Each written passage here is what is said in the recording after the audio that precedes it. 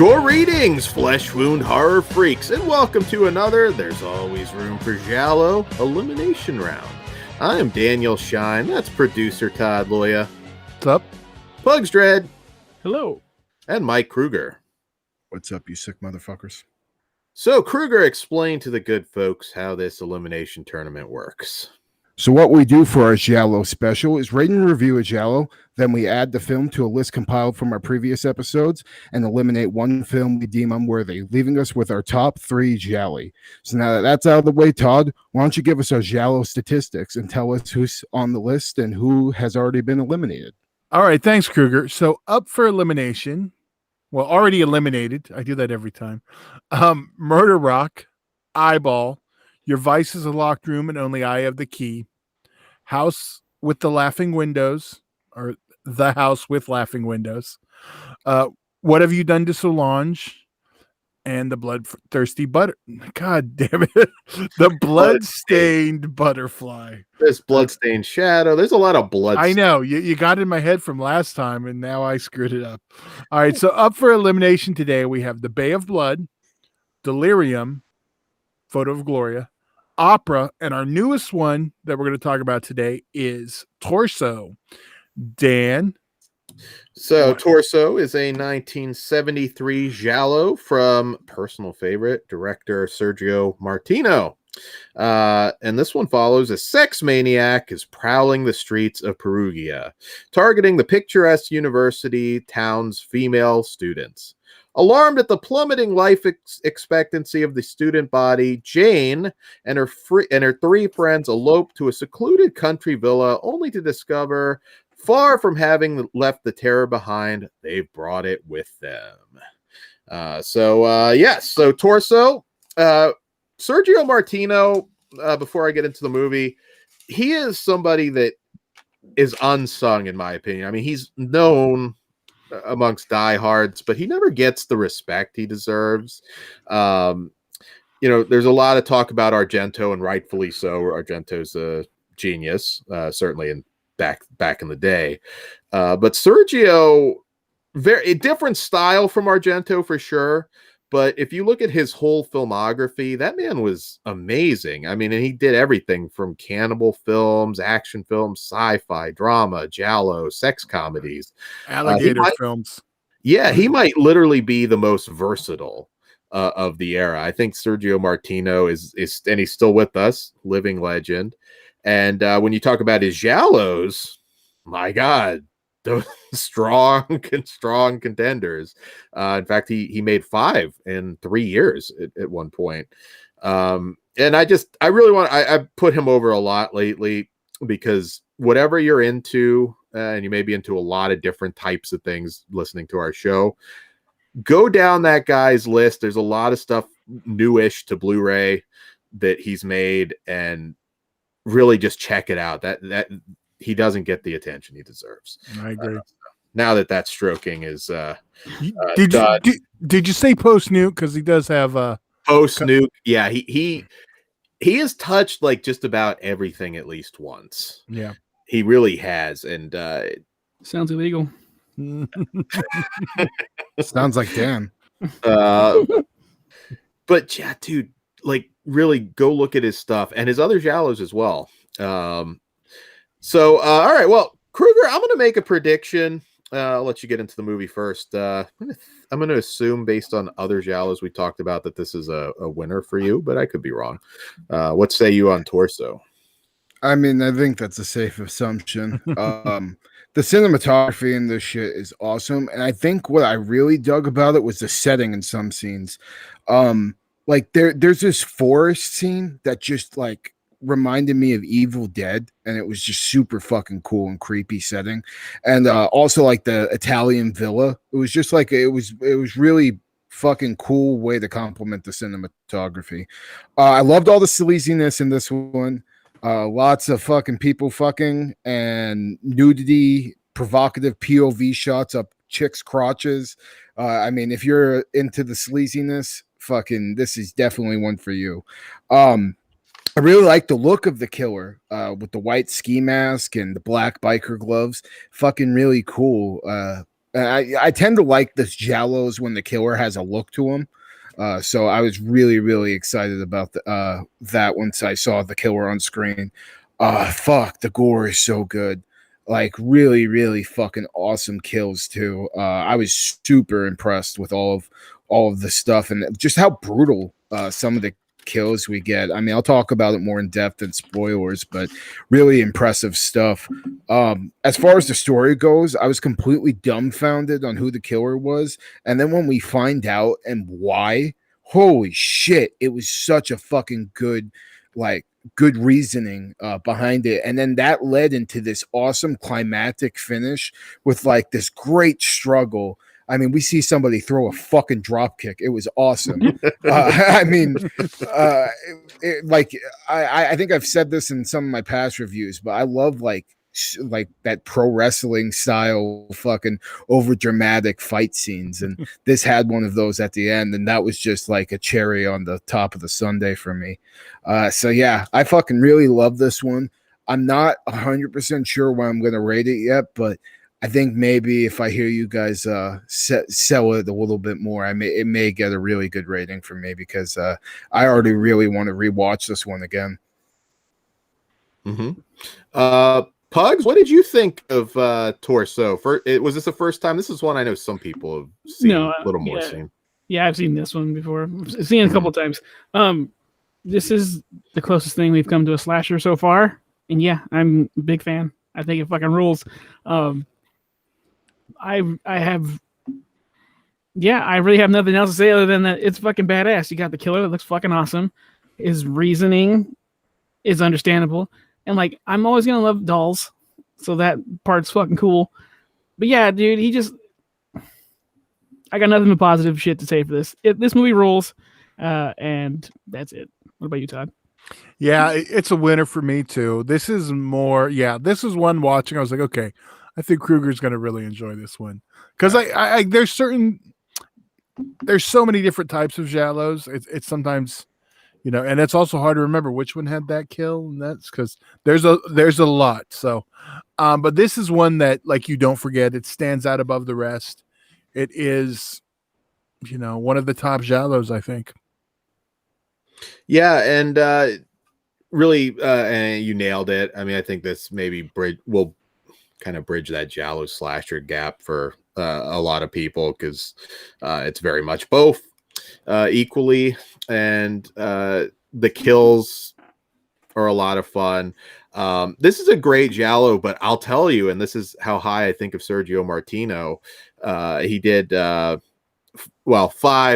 Jolly, and then it's a little debatable on another one that might be, but I mean, I don't consider it his best. Okay, don't say what you do, though, because we may no, I'm not. Okay, but if you look at any of the ones that he made, you're in good company, because he's just oh god, he's so good.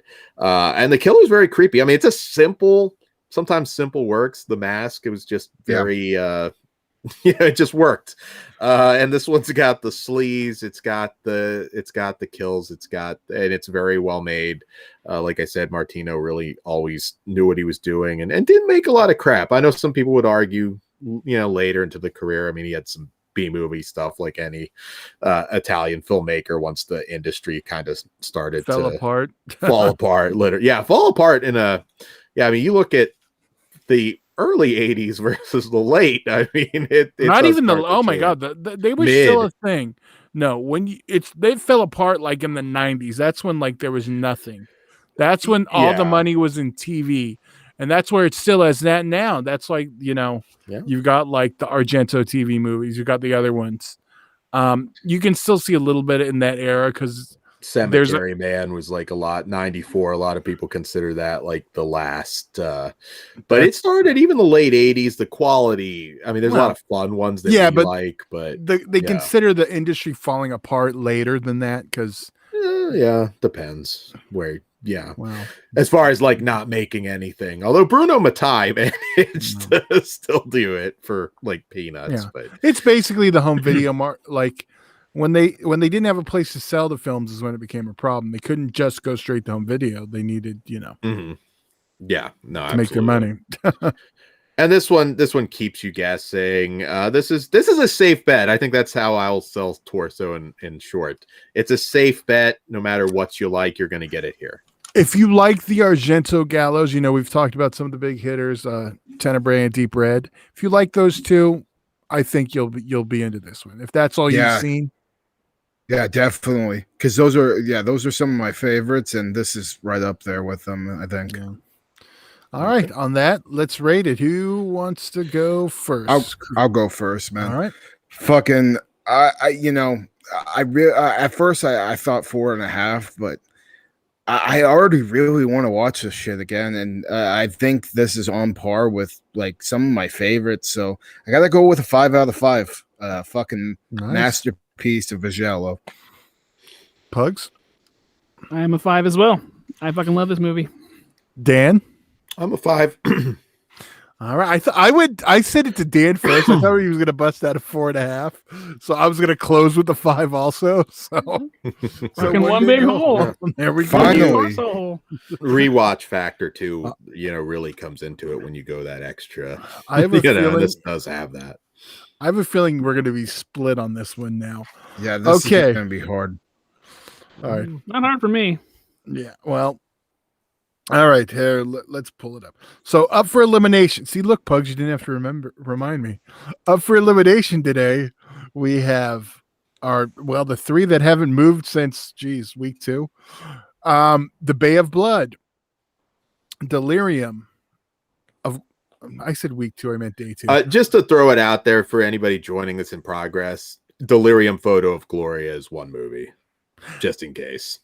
Okay, well, there's only 3 movies: Bay of Blood, Delirium, Photos of Gloria, and Opera. And today, up for elimination is all 3 of those and Torso, our newest one. So, who wants to go first on? I will go first. Okay, what are you getting rid of, Pugs? I'm going to get rid of Opera. Dan, what are you going to get rid of? I'm going to get rid of Delirium Photo of Gloria. All right. Kruger. Fucking this, as much as it's gonna pain me to fucking do this, because I really do like that movie a lot. I can't keep Delirium over Torso, and I liked Opera too much to get rid of it. So, and A Bay of Blood ain't going anywhere, I don't think so. Unfortunately, I got to eliminate Delirium, even though I think it's one of my favorite giallos. This list is just too strong. Well, here's where the problem comes. I say Opera goes. Yeah. So this is where we kind of have a discussion, I guess. Well, let's see who gets swayed. I'm not between the two. I don't know. Yeah, it was close for me, so I can be swayed. You know what? Did I say Opera? Yeah. Okay. For me, I just think Opera is just like Delirium's fuck, man, it's so hard. Like Delirium has a lot of good kills, but I think Operas are just a little bit better for me. And I think the twist at the end of Opera, when you think it's all over and then it catch you back, and then you have this amazing fucking scene. Like Pug said, that scene seemed like it was just set up to fucking be shot in such if we're going representation, I mean, it's not Argento's best giallo by far.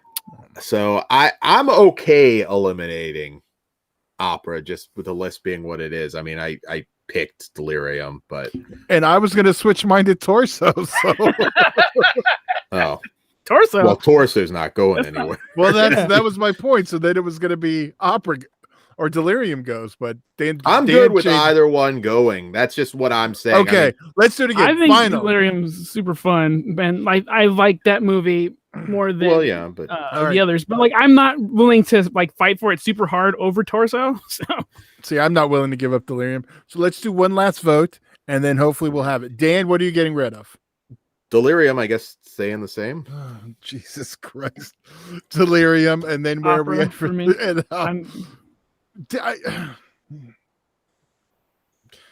So we're exactly the same place. I thought Dan I just tried to said, give you we an almost out. had Dan fucking swayed. I know. Dan switched it and then he switched it back.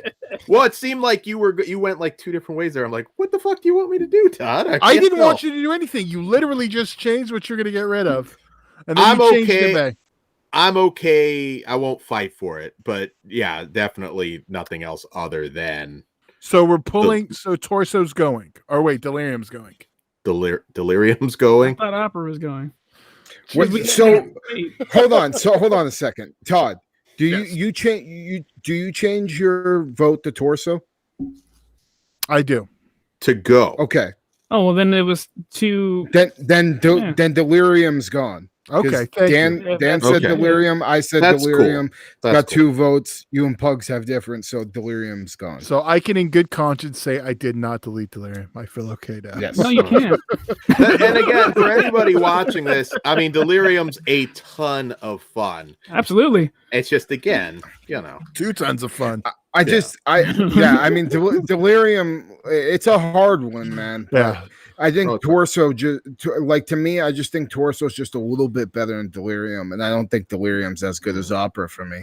it's a tough list. I mean, Your Vice and House with Laughing Windows are 2 that I absolutely adore. I'm surprised they didn't go further. So, it's an interesting. Yeah, they didn't even make lineup. it to the fucking list. You're up against some big competition. There's a lot of ones that. Well, didn't make it. yeah, I love laughing. Goddamn. But All right. Well, okay. So we do have spoilers on this one, I'm sure.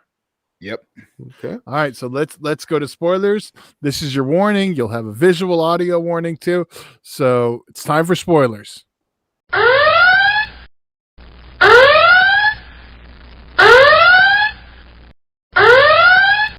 right, so kill was. I'll talk about just the first kill.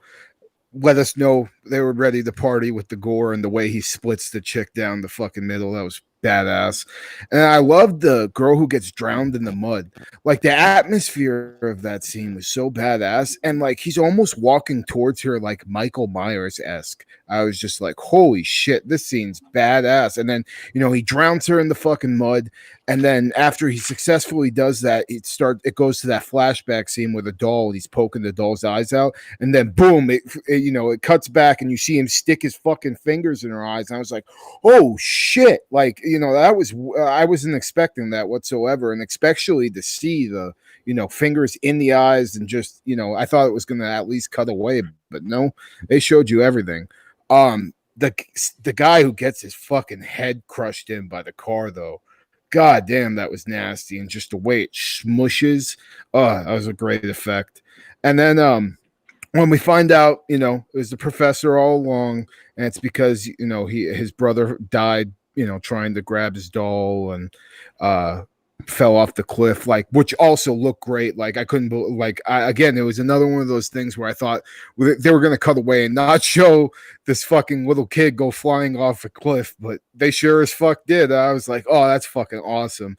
And then the poetic justice, how fucking the professor ends up falling off the cliff just like his brother did. I thought that was pretty fucking well done too. And all that struggle up to get to that point was just badass. Like I said, already popped for the drop kick, but somebody went through like a pane of glass too. Like that, I was just like, oh, this is fucking great. So yeah, that's all I got for spoilers. So yeah. What do you guys got? I think Kruger nailed it on Yeah, the that's what kill I- front. It's too fun. Like I really enjoy this movie. Like it's been a while since I've seen it, and it was it's always fun to revisit. Yeah. Yeah, absolutely. All right. Well, that feels like it's Which another is why one. I'm not like too fucking irritated that. Yes. yeah, Have at least he yourself- got taken out by a heavy hitter, Exactly. Have Argento. yourself a Sergio marathon. Like, get something from each genre. Yeah, well, we got something for a director's spotlight because he's definitely has Oh, enough absolutely. different stuff we could do that. Okay, well, new website, check it out. Yeah, fleshwoundfeatures.com. And Patreon.com/fleshwoundfeatures. It all starts at just $1, so you won't break your wallet. $3, $5, a lot of good stuff on there. And early, exclusive, uncensored content that we really think we do a really good job. I've seen a lot of Patreon pages, and I think we really deliver for you. You get a lot of bang for your buck. Also, like, share, and subscribe on YouTube, and hit that notification bell. Yeah, and follow us across all the social media bullshits. Hit us up there. We'll reply back. Fucking tell all your friends about us. With that being said, gentlemen, let's get the hell out of here. Well, Dan? good night. Oh, fuck. good night. So We'll see you in Disneyland. Yeah, fuck it. I danned it up.